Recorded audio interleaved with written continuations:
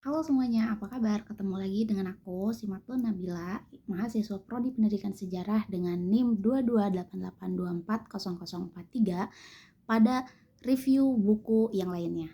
Nah, teman-teman pasti di sini penasaran kan, kita bakal nge-review buku apa aja sih? Nah, simak dan perhatikan baik-baik ya. Nah, kayak yang udah disebutin sebelumnya, kita bakal bahas buku dengan judul The Social World of Batavia, Europeans and Eurasians in Colonial Indonesia, ditulis oleh Jan Gelman Taylor, edisi kedua. Yang direview itu adalah bab 2 dan bab 3, tahun terbitnya yaitu 2026 dengan penerbit The University of Wisconsin Press. Nah, bab 2 sendiri itu berisikan tentang satu, struktur dasar masyarakat kolonial pada abad pertengahan ke-17 yang mulai terbentuk, yaitu pada sistem hukum, institusi, dan sistem ekonomi monopoli VOC-nya. Kemudian ada juga kesempatan untuk naik status sosial bagi orang Eropa, terutama melalui jabatan dalam VOC, sebab gaji rendah sering ditutupi dengan praktik dagang pribadi. Kadang juga dianggap sebagai sebuah penyelundupan. Kemudian jabatan tinggi menjadi kunci kekayaan, dan akses ke sana ditentukan oleh jejaring kekeluargaan dan perkawinan.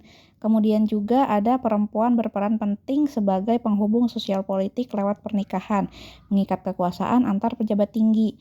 Kemudian seiring waktu muncul kelompok Kreol atau Eropa lahir di Asia dan Eurasia, keturunan campuran yang perlahan mengisi ruang sosial Batavia.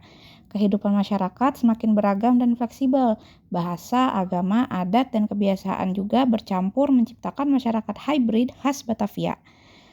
Kemudian Gubernur Jenderal yang disebut juga kampus mencontohkan tren baru, yaitu memilih menetap permanen di Jawa ketimbang pulang ke Eropa, simbol lahirnya masyarakat menetap di koloni.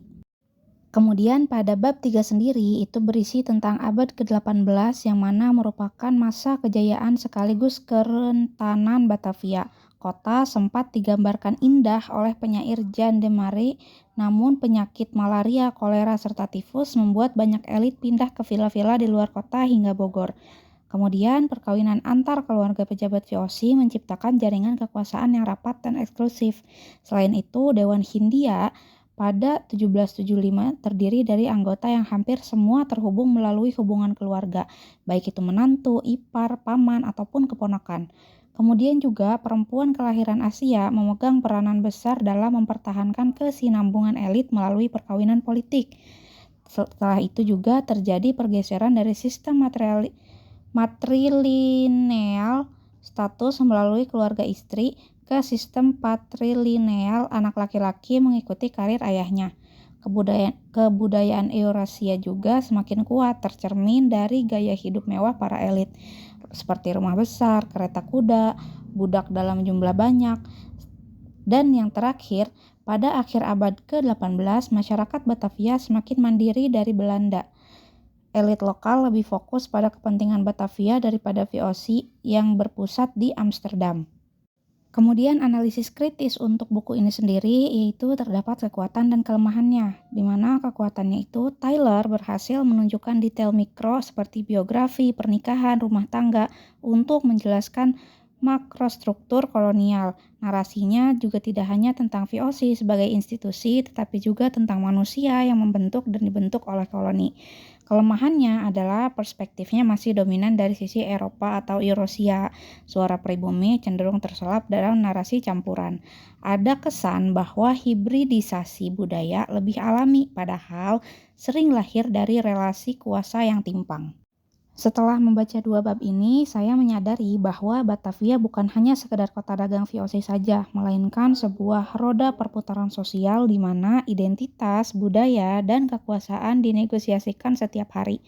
Masyarakat Eurasia juga lahir dari pertemuan sekaligus ketegangan antara Eropa dan Asia. Hal ini mengingatkan bahwa sejarah bukan hanya sekedar hitam putih antara penjajah dan yang terjajah, melainkan penuh lapisan seperti kompromi dan bahkan menciptakan budaya baru.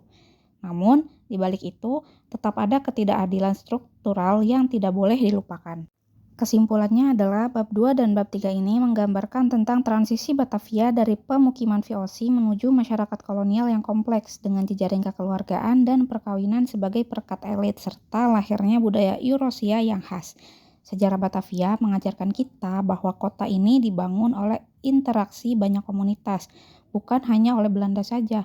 Maka dari itu, menghargai sejarah berarti menghargai keberagaman dan menyadari luka kolonial yang ikut membentuk identitas Indonesia hari ini. Nah, gimana teman-teman? Seru kan review buku yang hari ini aku bawain? Jangan lupa nantikan terus review-review lainnya dari channel aku. Sampai jumpa lagi.